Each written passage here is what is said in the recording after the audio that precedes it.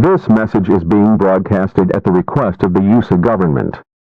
In the past 30 minutes, 14 states have been infiltrated with creature-like monsters.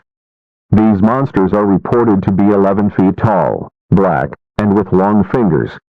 They are capable of jumping high altitudes and running fast without getting tired.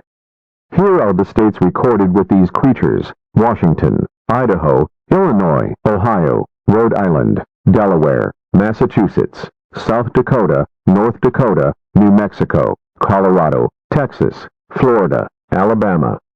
There's been an estimate of 450 deaths in total. The numbers are expected to rise. We don't know the location of where these monsters came from.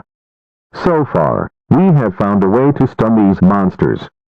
You may shoot the monster in the head or legs. We have also learned that they are able to crawl at a very quick pace. The military is expected to arrive at the states mentioned to stun the creatures and take them at an undisclosed location to study the creature's body. Please stay tuned for more information.